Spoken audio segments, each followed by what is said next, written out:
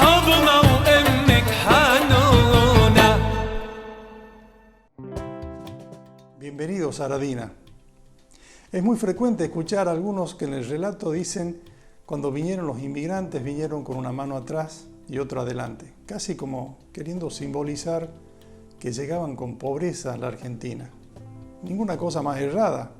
Venían con mucha riqueza, venían con la riqueza de su cultura, del conocimiento de cómo trabajar la tierra, de cómo ejercer el comercio, de cómo desarrollar industrias. Venían con la riqueza que la Argentina necesitaba recibir. Por eso, cuando hablamos de cómo los paisanos sirios y libaneses a lo largo y a lo ancho de la patria construyeron esta hermosa Argentina que hoy disfrutamos, tenemos que tener en cuenta esta condición particular del inmigrante y fundamentalmente cómo fue construyendo con ese conocimiento, pero también con la fe que lo acompañó a cada rincón, la República Argentina. Hoy vamos a escuchar una historia hermosa, la historia de la primera iglesia ortodoxa que se construyó en la República Argentina, cómo los hechos que se sucedían en el mundo impactaban en toda la República Argentina también, las decisiones y cómo fue esto acompañando el devenir histórico en historia de la catedral de la Iglesia Católica Apostólica Ortodoxa de Antioquía, acá en Buenos Aires.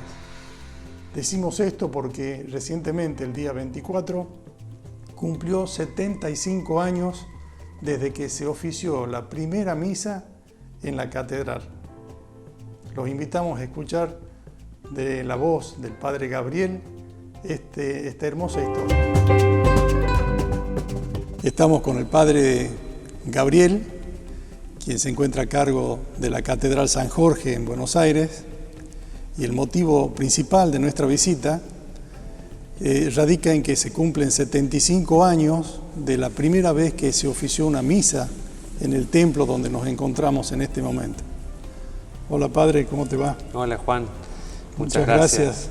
Al contrario, muchas gracias a vos por permitirnos esta oportunidad de transmitir un poco la historia, ¿no?, de la iglesia en Argentina.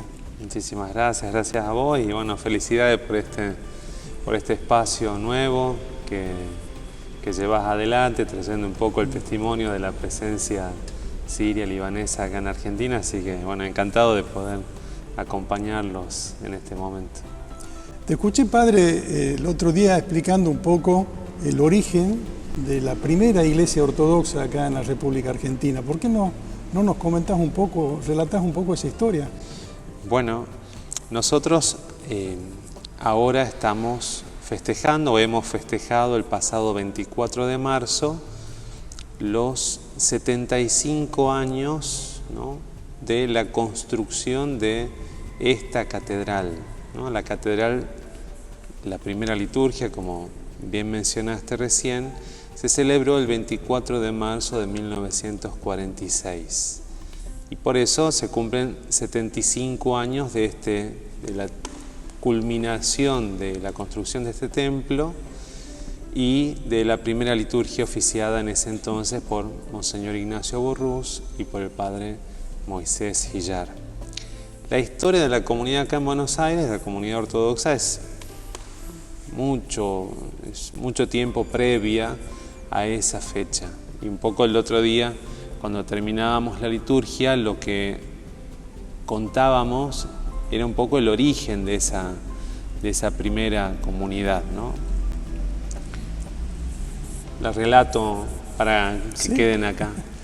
Digamos, en lo que es nuestra comunidad acá en Buenos Aires, el primer templo ortodoxo en Buenos Aires es el templo que se encuentra en el Parque Lezama, la Catedral de la Santísima Trinidad. Allí en la catedral, se la inauguró en 1901 y cuenta la historia que para la construcción de ese templo el mayor donante o quienes hicieron la colaboración más grande para la construcción de ese templo fue el zar Alejandro III. El zar envía en ese momento una donación para la construcción de esa iglesia, debido a que muchos ortodoxos que vivían acá en Buenos Aires le escriben una carta, siendo él en aquel entonces, el zar ruso, el protector de los ortodoxos en todo el mundo. Los sacerdotes que se encuentran allá en la Catedral de la Santísima Trinidad nos cuentan que entre aquellos que firmaron esa carta dirigida al zar, la gran mayoría de los firmantes son hombres y mujeres de origen sirio-libanés, ¿no? Ellos son los que envían esa carta. También hay montenegrinos, también hay de pueblos eslavos, pero no hay rusos dentro de quienes firman esa carta.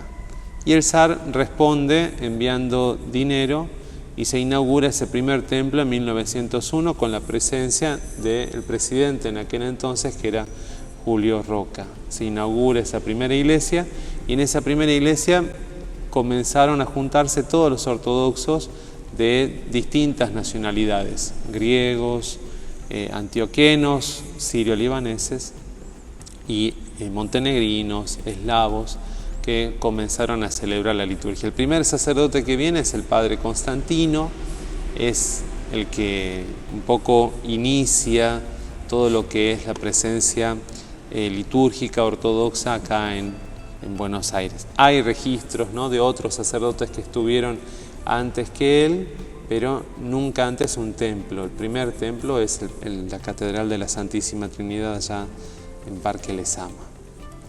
El padre Constantino, debido a que había muchos sirio-libaneses, manda a pedir un sacerdote que pudiera hablar árabe y Monseñor Ignacio Burrús, le decimos Monseñor porque era un archimandrita, era un sacerdote célibe.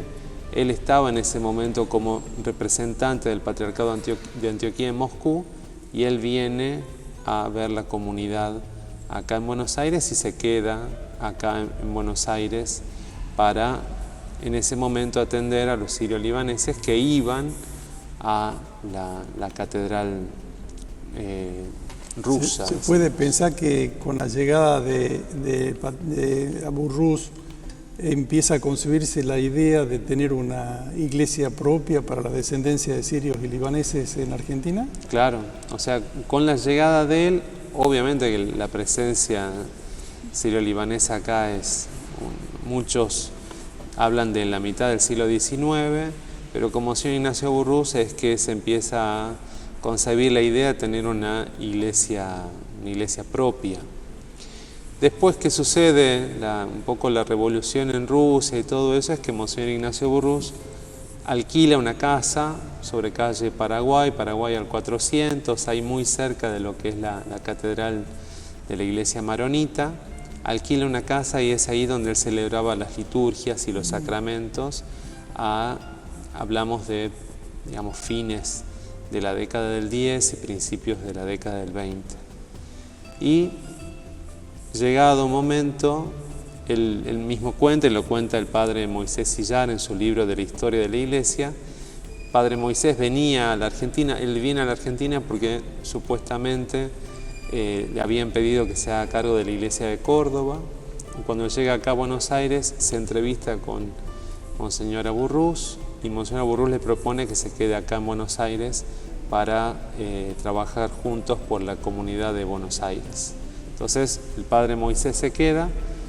Monseñor Ignacio, al ser un sacerdote célibe, tenía su función de recorrer toda la Argentina. Los libros de bautismos que nosotros tenemos de aquella época hablan de visitas a Uruguay, de bautismos en Paraguay, en Bolivia y en toda la Argentina. Cuando estuvo el patriarca Ignacio IV acá en Argentina, él destacó la figura de Monseñor Ignacio Burrús, que visitó desde México hasta Neuquén, bautizando ortodoxos, bautizando... Ignacio Jacín, al que te referí con Ignacio IV. Claro, el patriarca que vino él era que vino, creo, también. Claro, no, pero además creo que vino antes de ser claro, patriarca, ¿no? Visitó todo el norte, hay recuerdos familiares de tal eso. cual. Él, digamos, por el hecho de ser de Jarde, visitó, en Tucumán había estado, estuvo en Córdoba también y sino como Jujuy, vos Salta, mencionaste, estuvo en seguro. Salta también. Bueno, él cuando viene acá en el año 84, ya como patriarca, dentro de sus homilías, hay un libro de las homilías que él hace en esos viajes, en el viaje que hace a Argentina, Chile, y menciona la figura de Monseñor Ignacio Burrús como ese misionero, ese hombre que visitó cada casa en ese principios del siglo XX, y que habitualmente las familias es como que lo esperaban a él para bautizar a todos los hijos juntos. Entonces, bueno, el bautismo, en el libro de bautismo dice, bueno, el bautismo, no sé, 20 de abril de 1920, y hay 20 bautismos juntos, Sí. ¿no? Entonces, Conozco como la que, historia porque en Tartagal, en mi pueblo, pasaba así. Es Bueno. decir, iba el sacerdote una vez al año y ocurrían los bautismos, Todo, claro. los casamientos. Bueno, así es, y es la figura de él. Pero acá en Buenos Aires el sacerdote que siempre estuvo fue el padre Musa. Bueno, ellos, cuando ya la comunidad, después de alquilar por algunos años esa propiedad en calle Paraguay, deciden fundar una institución, que era la forma, y es hasta el día de hoy, lamentablemente, la forma que tenemos de existir como iglesia. Digamos, no podemos existir solamente como una institución eclesiástica, porque no existe la figura en Argentina para existir como tales. Entonces, O sea, hay que aclarar de que la única que tiene reconocimiento como religión y como tal tiene su figura es la Iglesia Católica. tal cual, sí, sí. Para el caso de la Iglesia Ortodoxa, la figura es la de una asociación civil. Claro, para todas las otras iglesias evangélicas o comunidades de otras religiones, siempre existen como instituciones de orden civil. Lamentablemente se ha trabajado mucho en una nueva ley de culto, pero no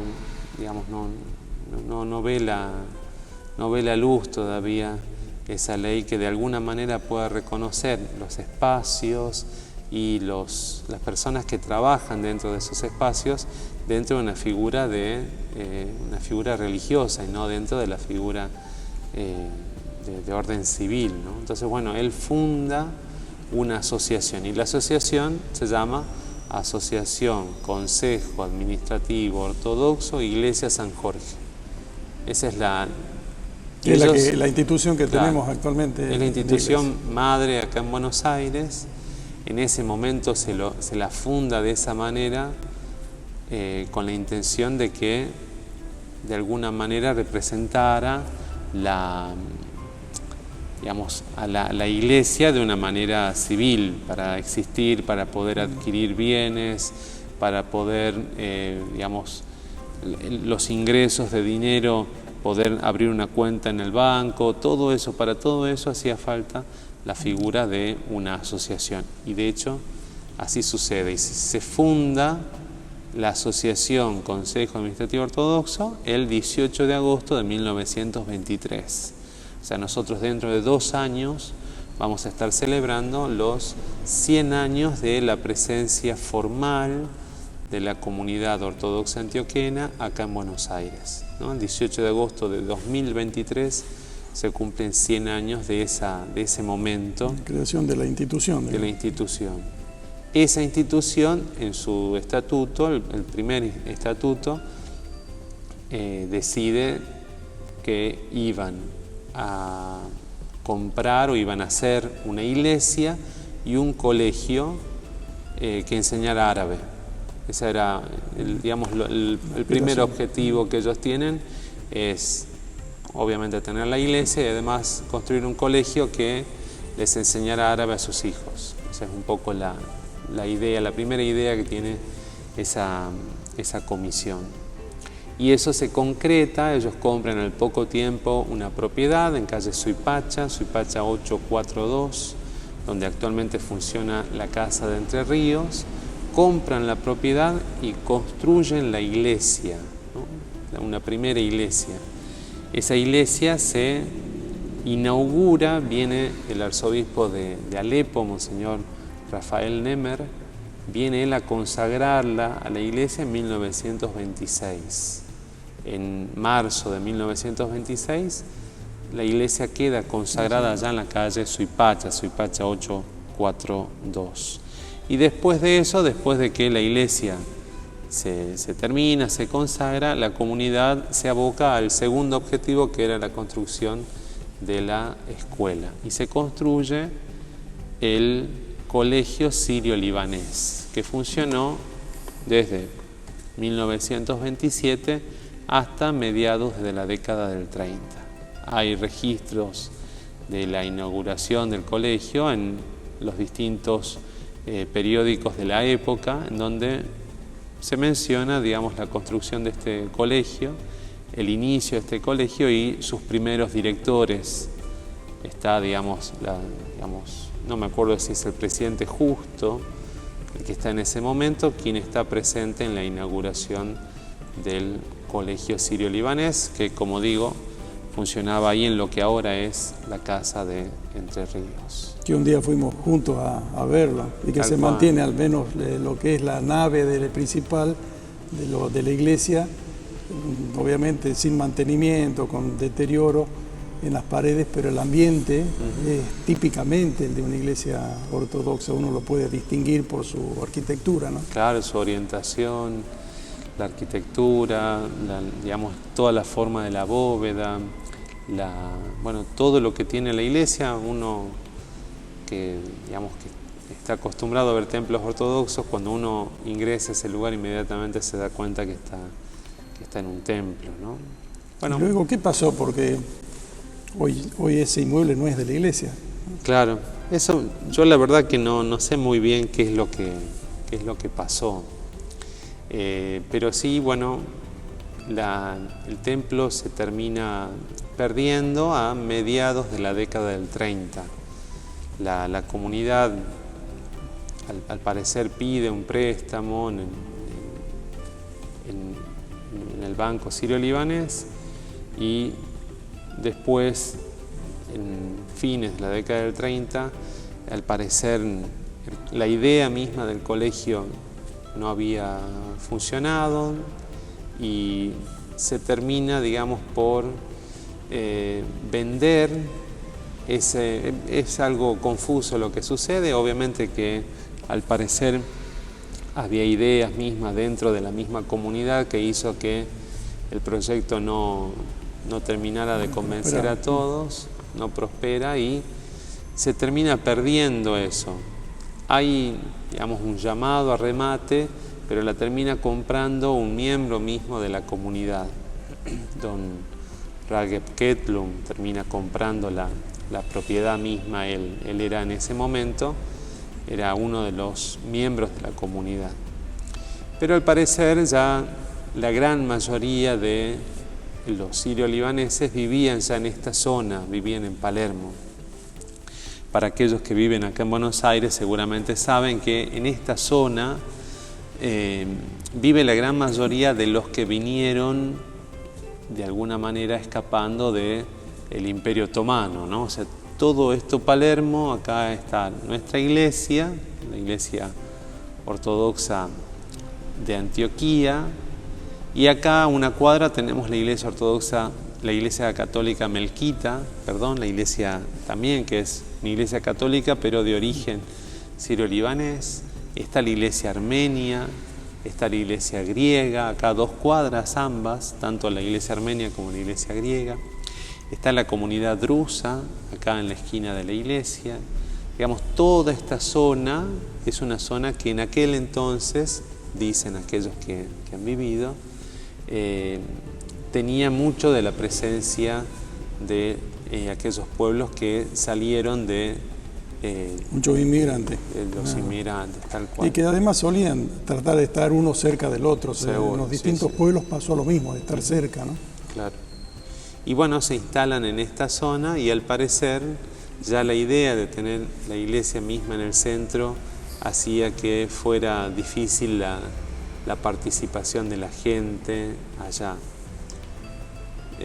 Bueno, sea como sea lo que haya sucedido, sigue siendo para todos los que formamos parte de la iglesia un dolor grande la pérdida de aquel templo, pero se termina comprando acá, en esta zona, a principios de la década del 40.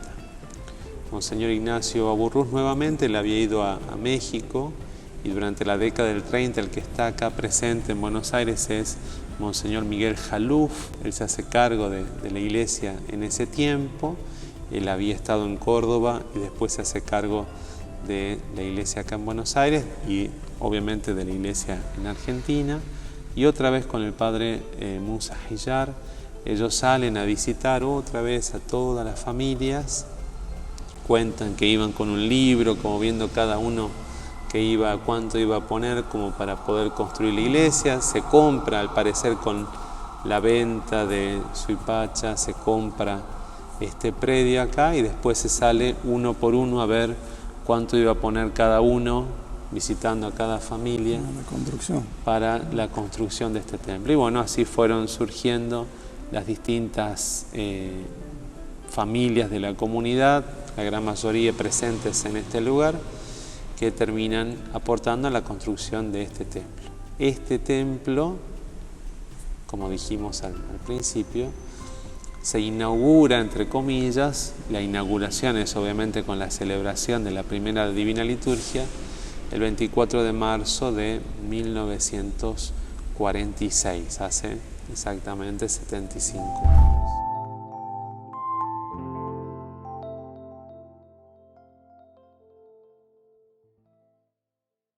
Verdad que es una linda historia, la de la catedral, realmente muy rica. Y esto es apenas un breve pasaje, que es el tiempo que tenemos en televisión.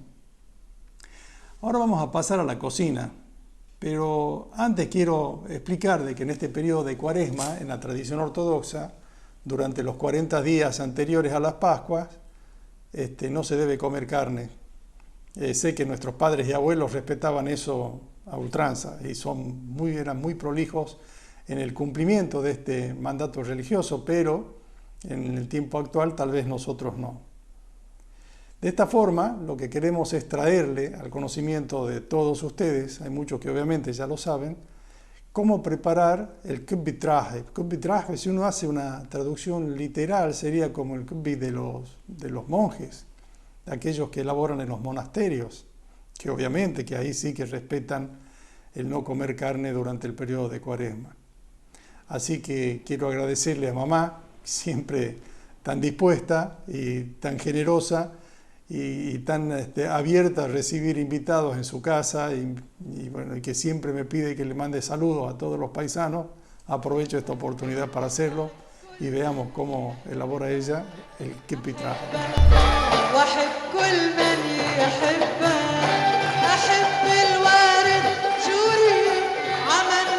Nos encontramos una vez más en la cocina de doña Yamila Obeid. ¿Qué vamos a comer de rico hoy? kubbitraje. Bueno, muy bien. Kubbitraje, para que ustedes aprendan, mírenme a mí. Ese es jengibre, es un poquito de sal. Mi hijo no pueden comer sal. Ese pimentón, pimentón, y ese barat que me traje mi hijo de Salta. Y lo que había previamente era el trigo. Ah, sí, ese trigo yo lo mojé en poquito para que empiece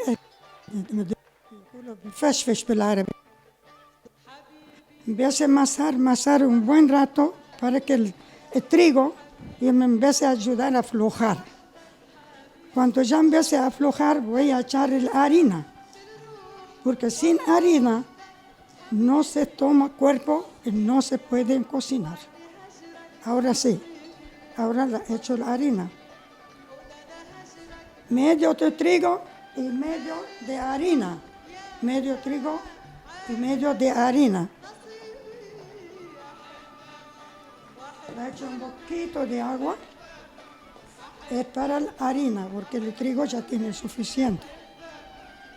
Ahí está. Entonces empiezo a mezclar. Empiezo a mezclar hasta que se hace como pan, vamos a decir, como pan.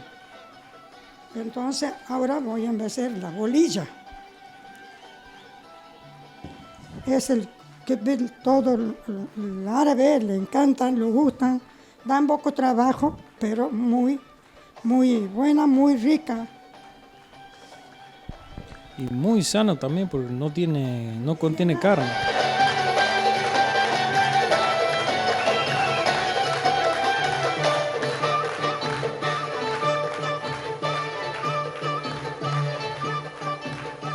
نسينا وعين حبك نسينا نسينا وداد حبك نسينا لا تغني يا محبوب والله حبك نسينا مش بيدينا والله واحنا اش بيدينا مش بيدينا والله واحنا اش بيدينا ثاني صبح يا هواي غالي هجرك Bueno, eso ya está. Entonces echo la harina aquí y empiezo a hacer bolilla.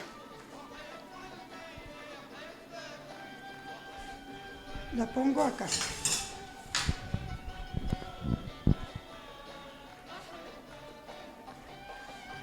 Es barato, sano y todo. Y pueden hacer todas, nada más pongan voluntad.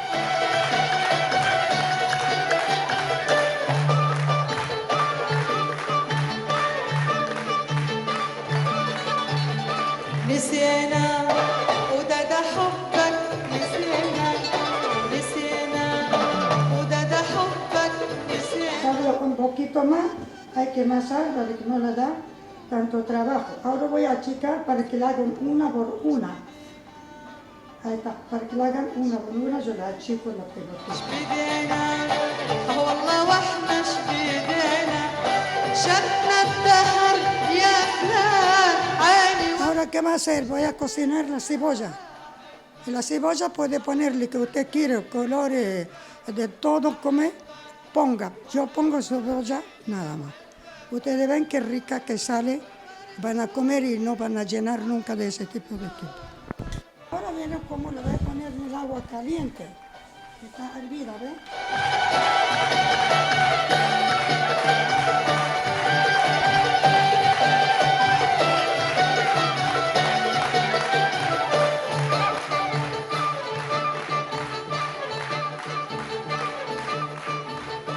حبيبي انت وحدك 10 minutos tiene que hervir, nada más. Después tiene que echar ahí en el colador, yo la voy a llevar y la van a ver cómo. Ahora voy a esperar. La eché ahora en el colador. Ahora la espero un ratito acá. La sacudo y la pongo acá. Ahora el Ciro le gusta la cebolla quemada. Entonces le hice la cebolla quemada, Bautista. Ahí está.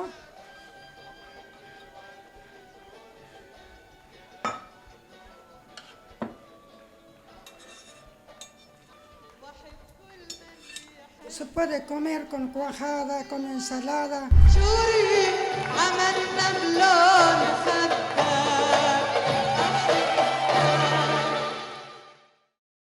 Y llegamos al cierre de Aradina. Todo el equipo de Aradina quiere desearles felices Pascuas. Esta no es una Pascua común de las que supimos tener en el pasado. Esto es una Pascua especial por esta cuestión de la pandemia que nos reclama reafirmarnos más en nuestra fe. Este domingo, cuando estemos recordando la resurrección de nuestro Señor Jesucristo, lo que debemos hacer es pedirle por la salud del mundo, por la paz del mundo y porque el amor, la fraternidad y la condición que nos une como seres humanos no desaparezca de este mundo. Luchemos con fervor por eso. Felices Pascuas. Más salami.